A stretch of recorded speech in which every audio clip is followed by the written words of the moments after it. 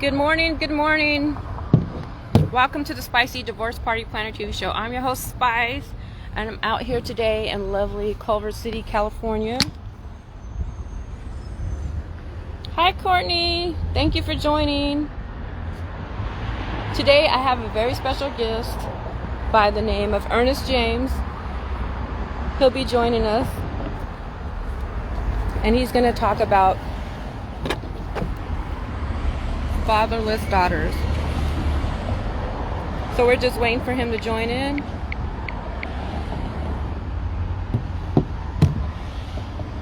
Hi, Jenny. Hey, girl. I'm out here. Hey, T-Songs. What's up? Hey. Hi, all my single and divorced people. How are you guys doing? Happy New Year.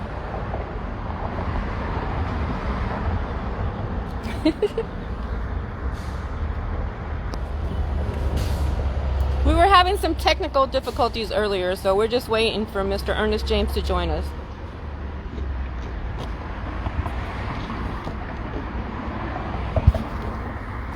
There he goes. Friends to the fathers. He's asking to join. Give me a second, you guys. You got it. Happy New Year, you guys. Love you. We're just waiting for a friend to the fatherless daughters to join in right now. Hey, good morning. How you doing? Good morning. Hi, can you hear me pretty good? I can hear you. Okay. I was having technical difficulties. I'm outside and there is no internet connection. Oh, okay. Well, thank you for joining us. No problem. So tell us, what city are you representing today? I am in Chicago. Chicago, Hey, the Chicago area. Hi, all Chicago people. How's the weather out there today? Cold, but not too bad. It's not too bad. It's still a little snow on the ground out here. Okay.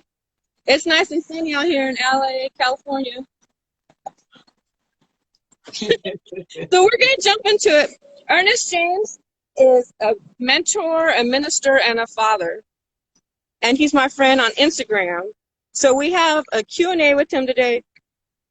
So why don't you tell us about why you became a minister?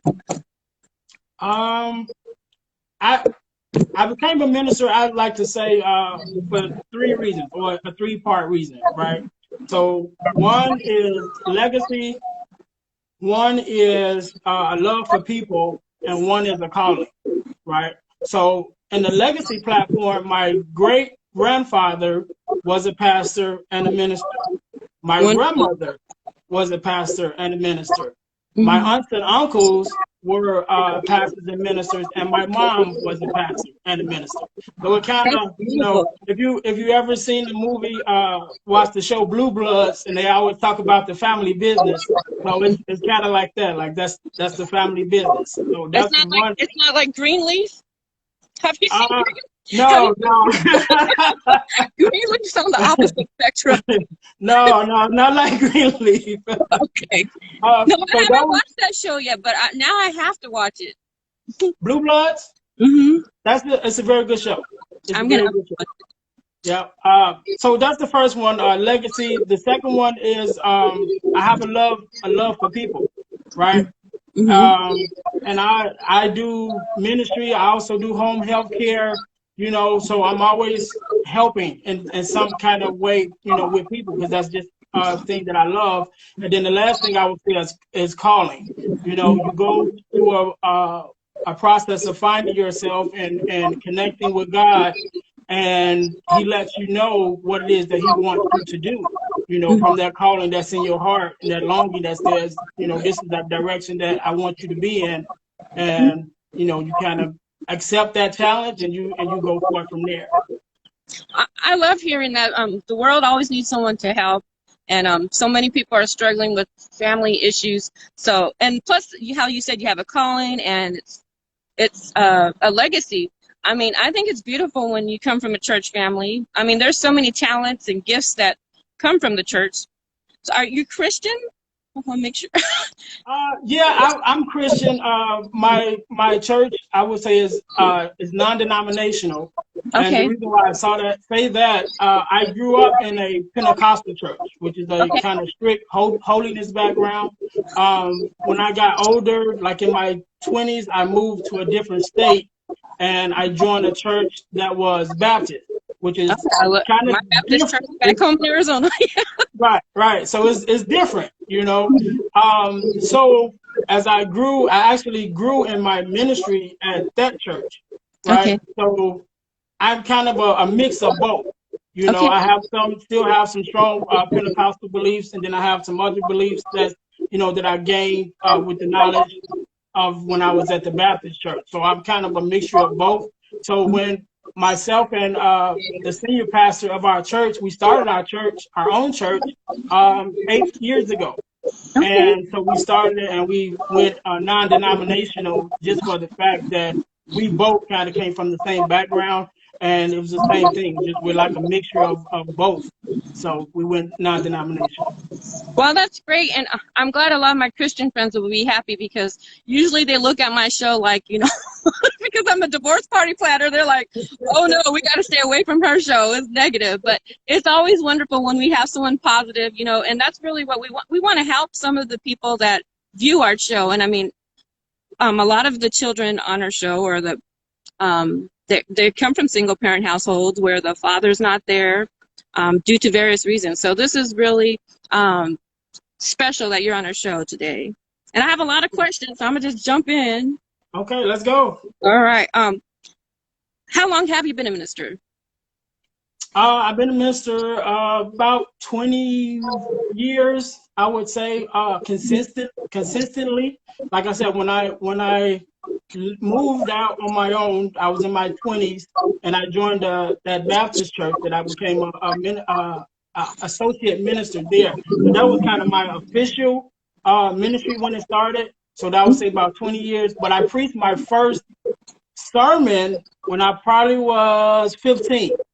I Okay. think I was 15, 16, and it was a surprise if I got time to share that story. So my pastor, we had a youth night, right? Every once a month we have the youth night, Those and are, on the youth night we would have one of the youth would speak, right?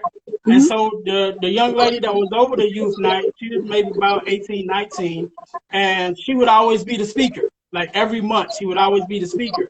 And so this one night, she got up and she was going to speak, and the pastor was like, "Hold on, stop."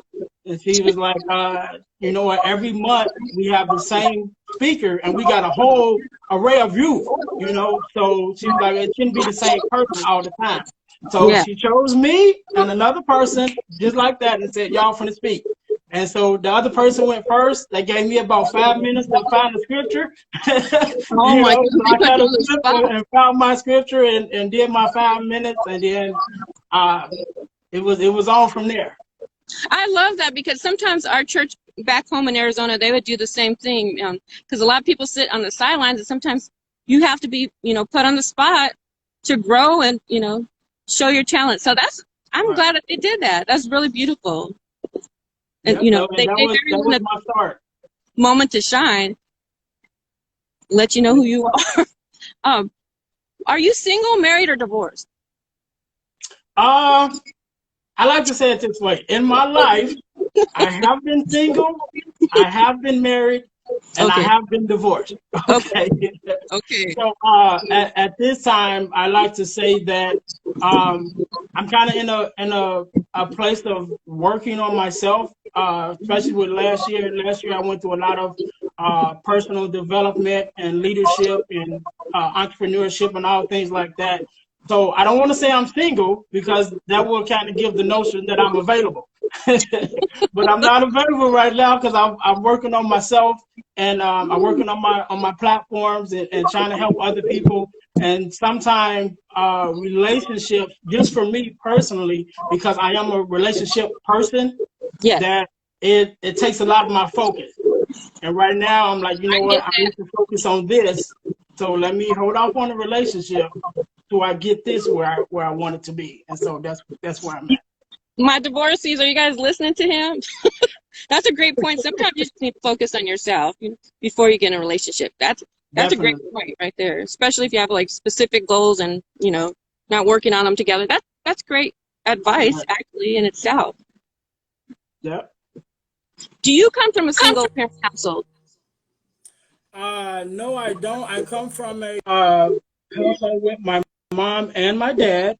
Okay. Both were married. I don't know how many years they were married. My dad proposed to my mom in 8th grade, right? Oh, So that's eighth grade. they Cute. actually didn't get married until years later. But he did propose to her in 8th grade.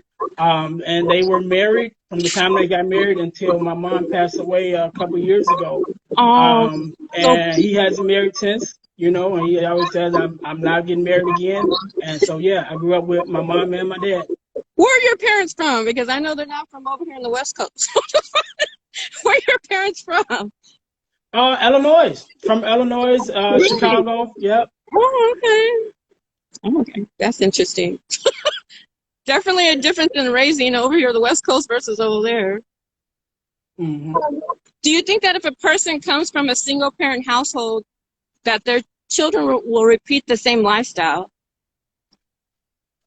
There was a statistic that says that most fatherless daughters will have fatherless children, right? Yes.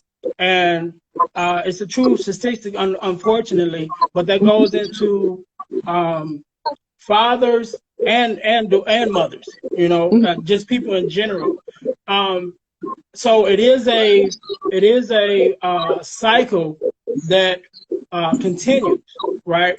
And so the reason why, and which I'm glad you asked that, because the reason why is we are accustomed to what we're used to, right? True. So Yeah. if we grow up in a single parent household, that's what we know, Yeah. right? And so we unconsciously carry ourselves in the way of being in a single household, right? Mhm. And so that's why you have guys that have grown up without their fathers, and they always say, I'll never do that to my kid. I'll never, not be there, for my child. And then years later, they got 3 or 4 kids that they're not in their lives, right? And then I you have agree. daughters who kind of go through the same thing. Their mom has multiple kids and with multiple fathers. And they're like, no, I'm not going to do that. I'm not going to be like my mom. Then fast forward 3 or 4 kids in, and it's the same situation. That's true. But the reason why is, even though they said verbally that that's not something that they want to continue, Hmm. you got to think about, your mind is like a computer, right? Hmm. So it only can operate on the information that you give it. Mm. So through your life, if you're raised and born in a single parent household, then that's all your mind knows. So when you say that you don't want to be, you don't want to continue that cycle, you have to give your mind new information. So you can't just say it, but you got to be intentional about putting systems and ideas in place in your mind that's going to battle against what you're already used to. So if you're saying that you're not going to be a, single mother, or you're going to be a father that's active in your child's life, you got to give yourself information. You got to seek out mentors. You got to read, things like that to give your mind that new information. Because even though you're saying that, your mind can only operate on the information that it has. So I Mm. can say I don't want to be a deadbeat dad, but if all I know is deadbeat dad, and that's all my mind knows, it's just going Yeah. to automatically go into autopilot, and I'm going to operate in that way. Yeah. So in order to break that cycle, we have to be intentional about, what we say, and intentional about the ideas and how we behave, so that we're intentional about breaking those curses and not continuing that cycle. I'm glad you brought that up. I come from a single parent household, and yes, I see exactly what you're saying. You kind of mirror what you grew up in. So I love this bit that you're talking about as a computer. Our mind's like a computer. This is new information to me. And I mean, a lot of people need this information, because if not, we're going to repeat the same not always positive, lifestyle. Right. And that's what I was asking. Any suggestions how to change this? And I think you kind of broke it down. Any more suggestions on how we can change this? I think that's the core of it. We just have to be intentional. You know what I'm saying? We have to be intentional about making a difference. We can't just say that, we want to change it, but we got to be intentional and put the work in to actually change it. Because I can say I want $1 million, but if I don't do nothing to go out and get it, you know what I'm saying? Then it's just something that I'm saying. So we got to put the work in to make it, come to reality. That's true. That's very, very true. So how can we help females without their fathers? The way that I help in two ways. I help them to understand what they're missing, right? Mm-hmm. And then I help them to understand how that rolls over into their relationships, right? So I break it down as you have a kid that has never been to McDonald's, right? Yeah.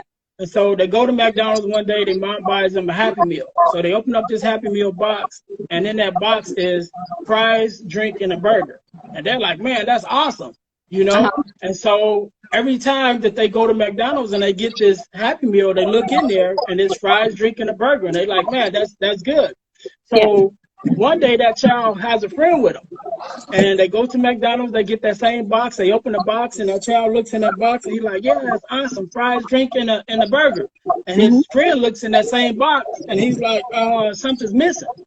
And he said, what do you mean something's missing? Like, yeah, you got your fries, you got your drink, you got your burger. He said, yeah, but the toy ain't there, So that child, that original child, thinks he got everything because they don't know that it's something missing, right? And so that's what when I talk to fatherless daughters, a lot of times, think, well, I grew up without my dad, I'm good or whatever. Like, yeah, but it's something missing. And then if you don't know what you're missing, then, how can you fill those voids? And so I kind of help them realize the things that they're missing, right, from what they should have received from their father. And then not only that, how that transfers into their relationship with men. Because I have what I believe are the core four, which is the core four values that you receive from your father. Okay. Right? Or you should receive from your father. That's guidance, love and affection, affirmation, and protection. Right? Yeah. So those four values you should receive from your father. And when you grow up and you get your own husband or boyfriend, you still need those same values, right? It's an ongoing process, but those values transfer from being your father's responsibility to being your man's responsibility. So now, as a wife or a girlfriend, you receive those same core values, but you receive it from your boyfriend or your husband, right? Yeah. But if you don't know that's what you're supposed to receive, you know what I'm saying? So you're not aware of what you're supposed to receive, then you don't know to look for it. Or you get it in the opposite. So you got the core four, and then you got what I call the poor four. And the poor four is the opposite of the core four, which is instead of guidance, you get a man who's controlling. Instead of love and affection, you get a guy who's sexually abusive, right? Instead of affirmation, you get a guy who talks down to you, right? He's defamation, so he talks down to you. And instead of protection, you end up with a guy who's physically abusive, right? Just because you don't know of those values because you never received it, so just by default, you attract the opposite. So that's how I kind of help, like I said, I help them realize that this is what you're supposed to get, and then this how it transfers over, into your relationships. Okay. Why did you decide this ministry or to work specifically with fatherless daughters? Well, the main reason was I realized that I was always helping a lot of fatherless daughters. People. My personality draws people, you know, to, I'm like the friend that you always bring your problems to, right? So that's just my personality. So I found that I was always, you know, helping fatherless daughters, giving them advice or whatever. And then on a personal note, I realized that every female that I've ever dated was a fatherless daughter, right? On Yeah. one end of the spectrum or another. So it could have been fatherless to the point that the father just wasn't in the home, but still active in their life. And then to the point that they have never seen or met their father in their life. So on that spectrum, every woman that I had ever dated, which is not a lot, but every woman that I ever dated was a fatherless daughter. So me realizing that and knowing how many fatherless daughters that I came in contact with, that kind of put me on this journey, more or less. Okay. I know a lot of men that I know personally or, you know, meet online. They say that they feel that the women keep their children away from them. Are there some instances that you believe the father should be kept from their children?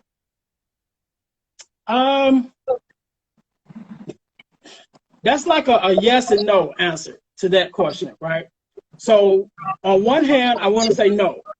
Okay. Because if you have a good father and you have a bad father, they have one thing in common, and that is they're a father. Okay. So whether they're good or bad, don't change the fact that they're a father. Okay. You know, so if my father is my father, whether he's good or bad, that's up to, you know, whoever making that decision. But he's still my father.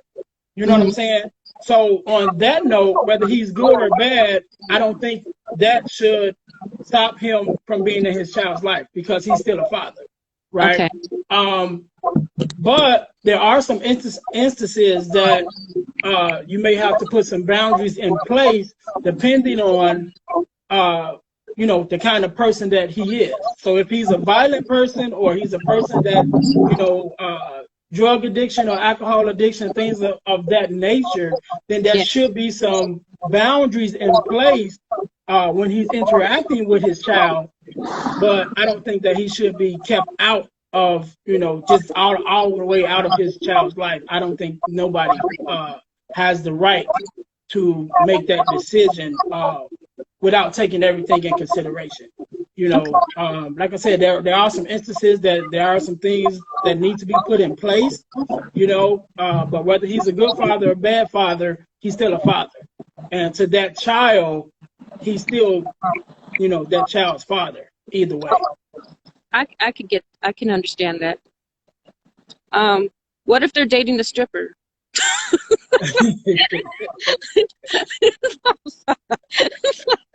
You still saying the same thing? Well, it's the same thing. That don't change him from being that child's father. And then this is one thing we have to think about when we talk about relationships. Let's just say relationship. Just because he's a bad husband doesn't make him a bad father. Okay. Right? So as a husband, he might be a cheater, right? So he might cheat multiple times, but that don't make him a bad father. It just makes him a bad husband. So if you're in a relationship with that guy, you can stop being his girlfriend or his wife, but don't stop him from being a father just because things didn't work out with you. You know? And so if you're dating the stripper, and that's his or her profession, you know what I'm saying? That has nothing to do with them being a mother or a father. You know, but that boundary has to be put in place so that if that's the boundary, to make sure that they are keeping their profession away from their child. You know what I'm saying? Yeah, so I totally agree. that boundary has to be with that put in lifestyle place. comes sometimes drugs and alcohol, you know, and other things. Right. So that boundary has to be put there. Hi, Christopher Brown. Do you have any suggestions on how parents can work on staying together? My first thing with that would be make sure that both people want to be together. Okay. Right. That's the number one thing. because Terrence Howard, when the movie Hustle and Flow came out a couple years ago, Yeah. Terrence Howard did an interview, and he was saying that in that interview, he was raised around, when he was growing up, he knew a lot of pimps and players. Yeah. And one of the pimps told him some advice that he remembered, and that was the person who cares the least will control their relationship. Yeah. And what that means is the person who cares the least will control the relationship, because the person that cares the most will always be trying to win that other person over, right? So they will all be going above and beyond to, to show love, to be affectionate or whatever. So they putting in all this extra work, and the person that don't care, all they got to do is sit back and receive, right? Because they can care less whether it works or not. So the first thing would be make sure that both of you guys actually want the relationship to work, right? Okay. And then the second one would be, once both of you guys realize that, yeah, this is something that we both want to work, then make it your personal goal to make sure that the other person, that you're doing everything within your power to fulfill the needs of the other person, right? So if we focus on that, so if I wake up every morning saying, okay, what can I do today to make sure that my wife is happy in our marriage, and she wakes up doing the same, then we'll meet each other's needs, and we'll have a flourishing relationship. But if I wake up saying, what do I do today to make me better, then that automatically brings a division, right? That's true. So my focus is on what I can do for her, and if her focus is on what she can do for me, then we're meeting each other's needs, and the relationship will grow from there. That's some great information. I've once heard that there are many children that were unwanted. Is that true, and how can this be changed if it is true? I don't like the term unwanted, right? But if we're going to use that term unwanted, then my question would be unwanted to who? Okay. Right? So the reason why I say that, I have a loved one who has 3 kids, right? All 3 of her kids are adopted. So she adopted all 3 kids, and not only did she adopt those 3 kids, but she also she offers emergency placement for kids that like DCFS, I think that's the word, that when they take kids from the parents. So she offers emergency housing for those kids, right? So more recently, I was at her home, and she had her 3 kids, and then she had 3 more kids. And so she was telling me that the 3 kids that she was doing emergency housing for, their mother literally told the people, "I don't want my kids," right? I've worked in some cases like that before. Yeah. So CPS clients before too.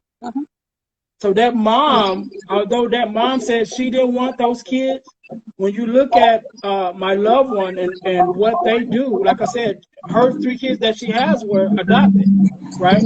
So there is someone out there that loves those children and will, bring them into their heart. So I don't want to say they're unwanted. They just may not be unwanted by the person that gave birth to them. But there is someone out there that loves them and will take care of them. That's a great way to look at it. That's a great point. Any suggestions on how bitter or angry parents can begin to communicate peacefully? Because we got a lot of angry and bitter people on my show. Yeah. Well, you know what? It's simple. It's simple. Make sure you keep the focus on the child. Okay. Right? Yeah. So if not you specifically, but if you're angry and you're bitter at your boyfriend, husband, baby mama, whatever, that has nothing to do with the child. Okay. Right? That's them. So you're angry at them. Yeah. So in order to if you want to think about you being angry at them, that's where you break off the relationship. So now I'm not your problem, and you're not my problem. So I don't have to be angry at you no more because I moved on. True. However, if we have a child together, I have to make sure that our communication for the sake of our child is just that. We are communicating for the sake of the child, and we are communicating and interacting with each other for the best interest of the child. Not for me, not for you, but for the child. So if we keep it on that, then they'll be able to work together and make sure that, that child has a balanced upbringing with mom and dad.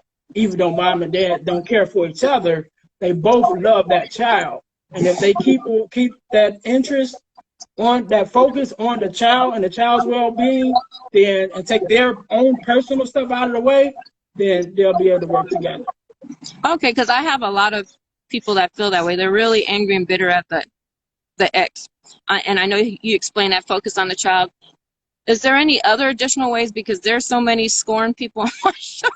I mean, is there any, I think sometimes they see the other partner, their ex-partner, dating all these women, and, they're sitting in the house by themselves watching kids or working. Is there anything else that they could do, like any outlets or any suggestions on how to make them not miserable? That goes back to what we talked about earlier when you asked me, was I single, right? And I said I was working on myself. You got to take that inner journey, right? Why are you still upset over somebody that you're not with no more? Yeah. Right? So if you're still upset with someone that you're not with anymore, then that's because you're holding on to something that you should have let go when you let the relationship go.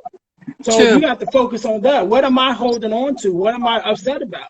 If you still want that person, then, you know what I'm saying, that'll be understandable that you are upset that they moved on.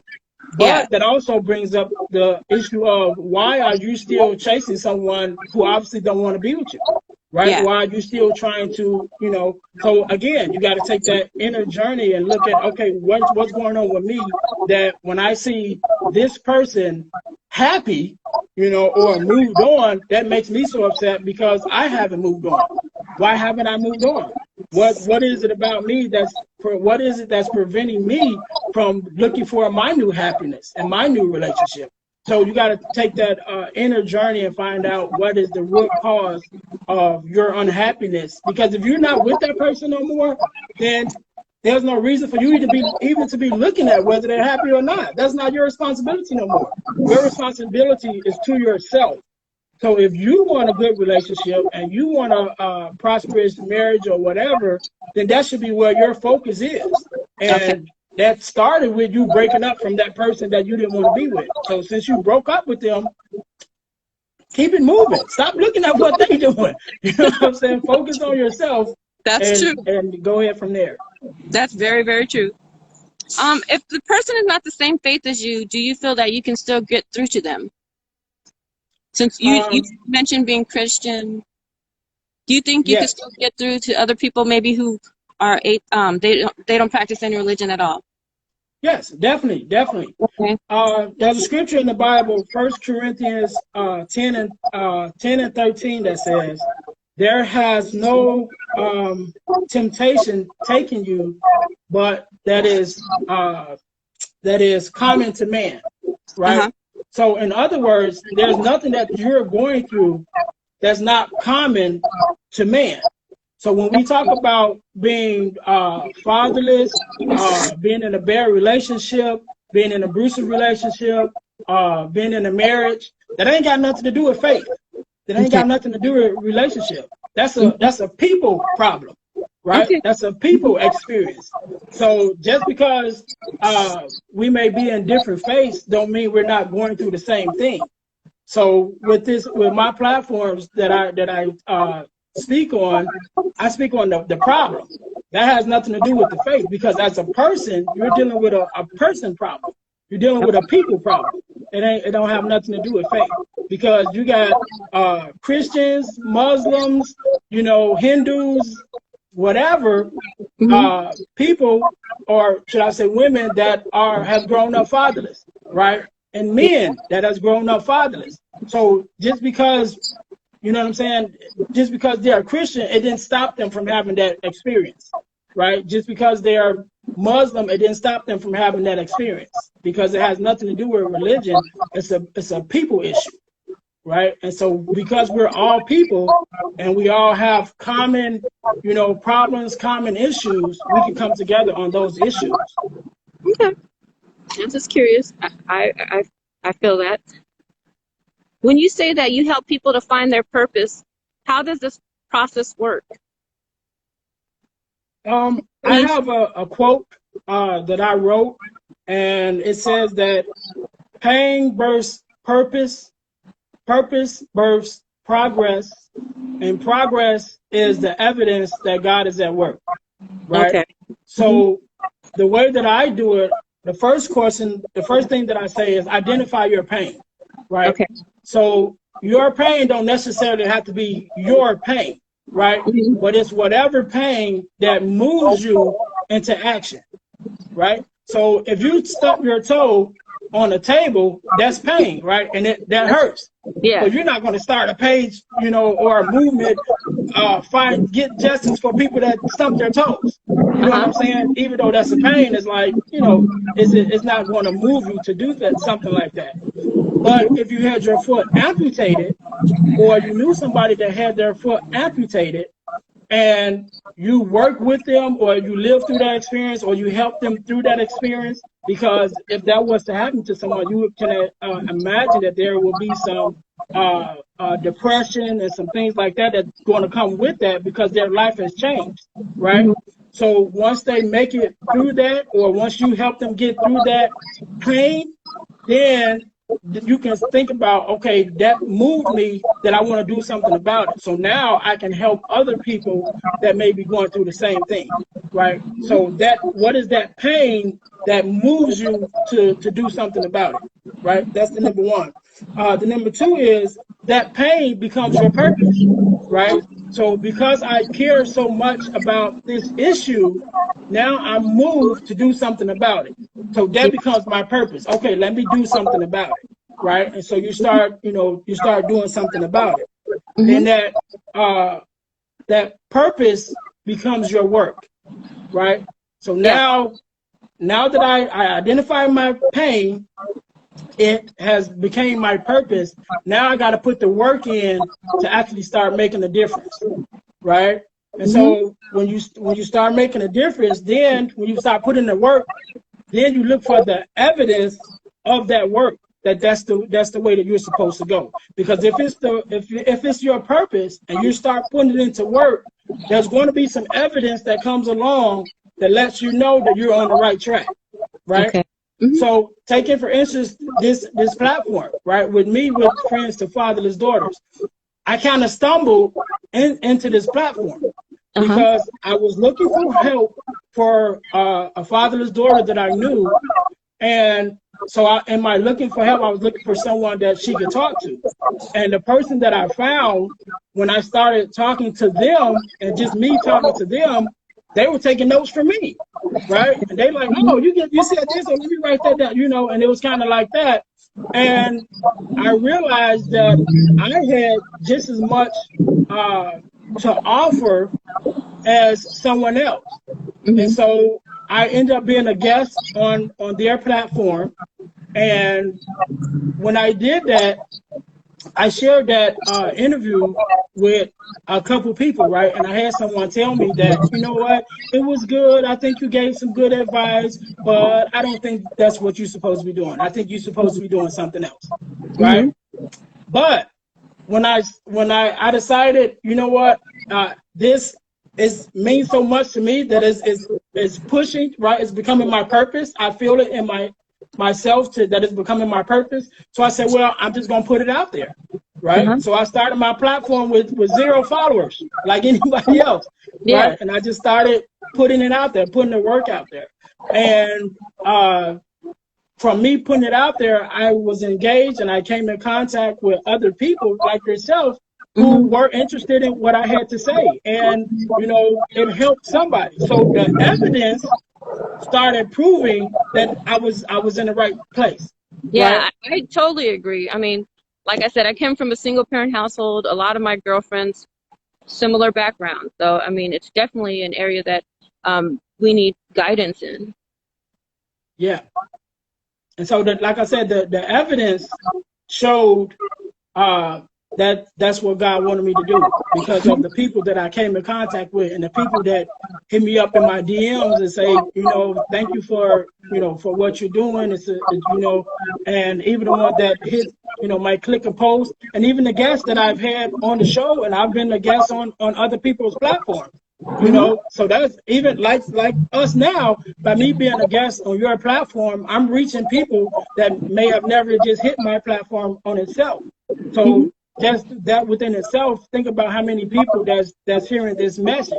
And if I had to listen to that one person that said, no, I don't think that this is what you're supposed to do, all the people that I've came in contact, and then mind you, I only started this platform maybe like 4 months ago, 4 or 5 months ago, So imagine all the people that I've touched in those 4 or 5 months that had I not done it, I would never run into it.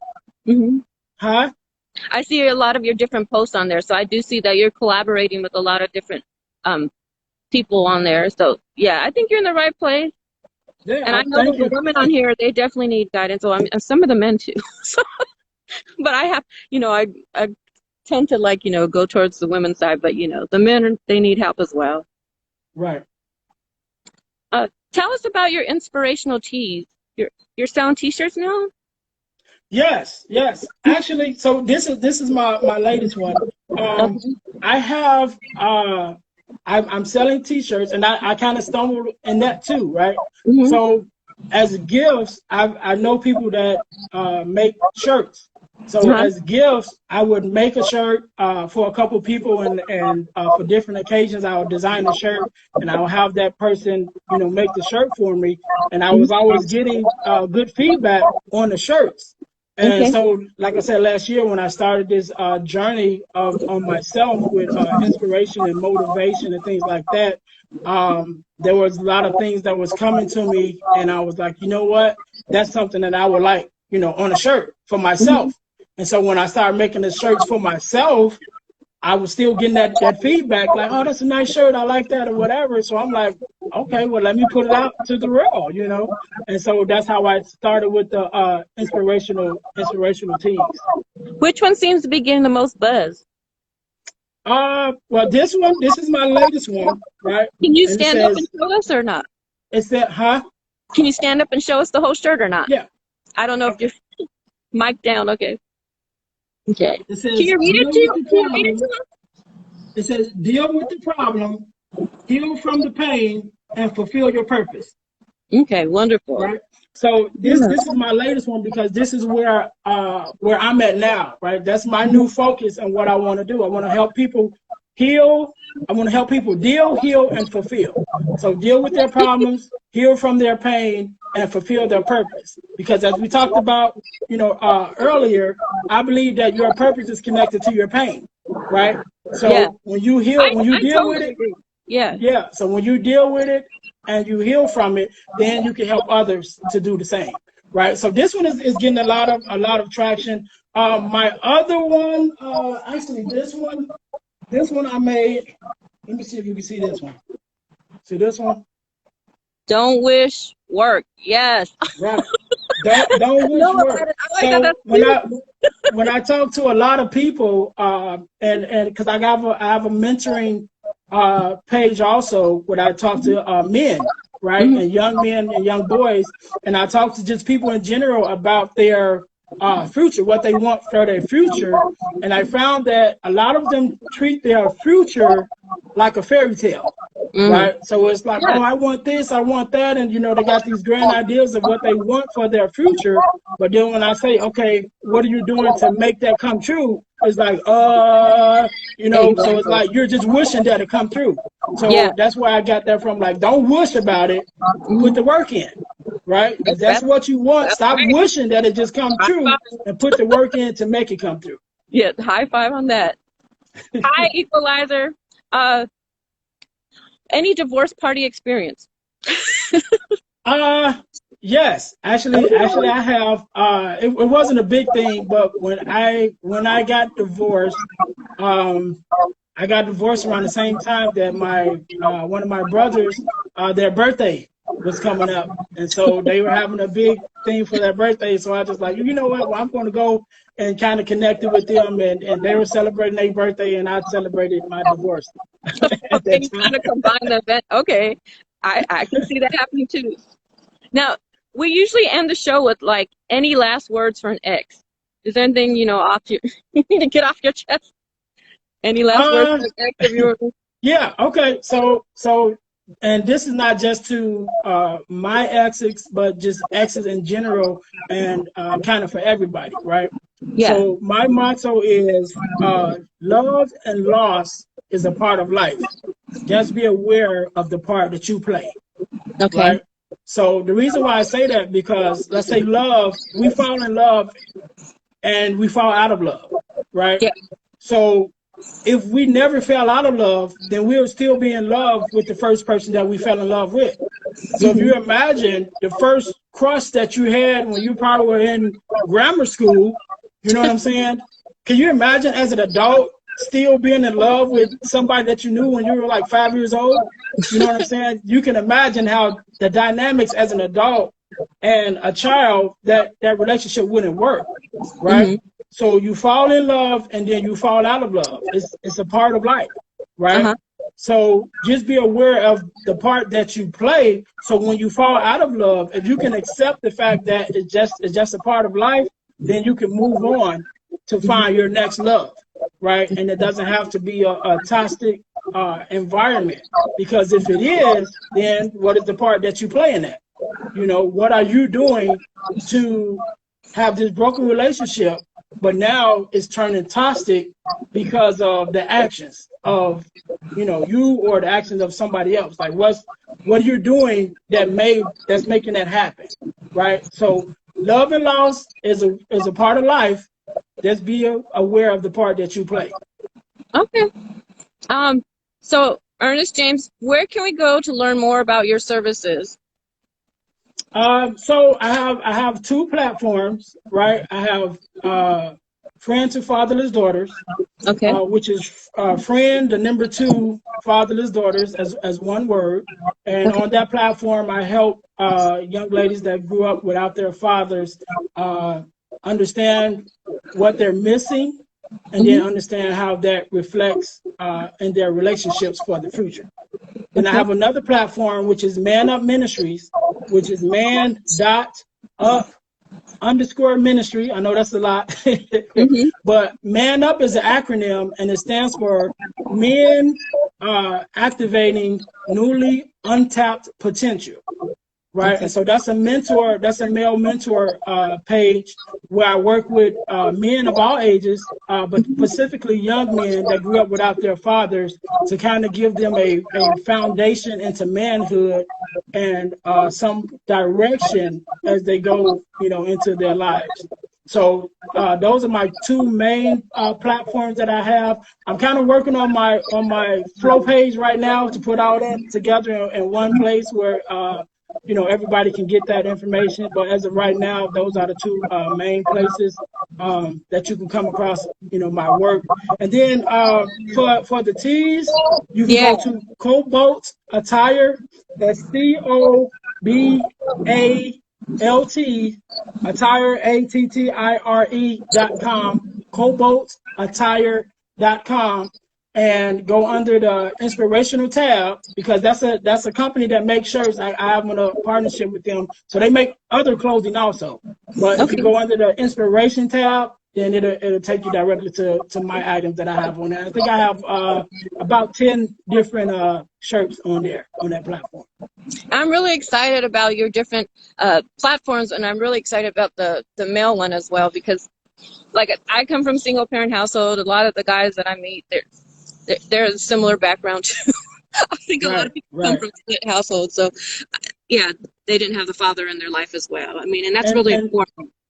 And that's what I was saying to you about when you identify your pain, it doesn't necessarily have to be your personal pain, right? Because like I told you, I grew up with my mom and my dad, Yeah, right? you're lucky. So my sisters were not fatherless daughters, and my brothers and I did not grow up without my father.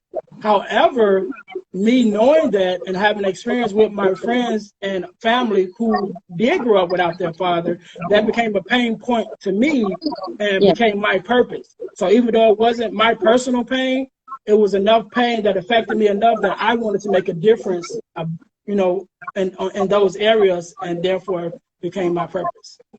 Yeah, and don't you see the differences in the families too when they're, single parent household versus two parents in the household?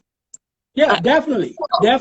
But that balance, again, that balance of having a healthy family can still be kept, even though the mother and the father is not together.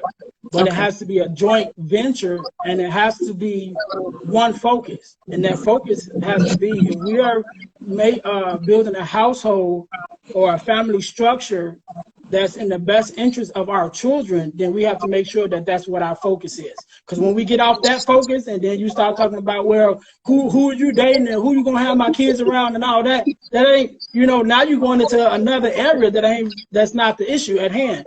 The issue at hand is, how are we as a mother and a father going to provide a stable environment for our kids to grow up healthy in? And if we make that the focus, then we can do it.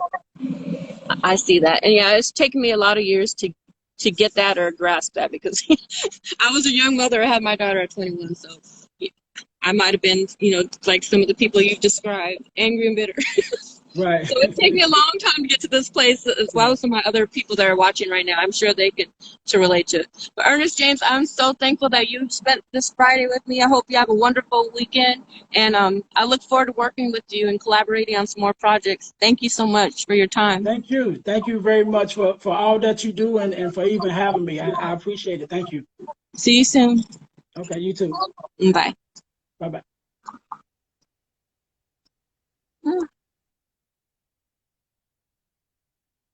I don't even know how to close this. You got. How do I exit out here?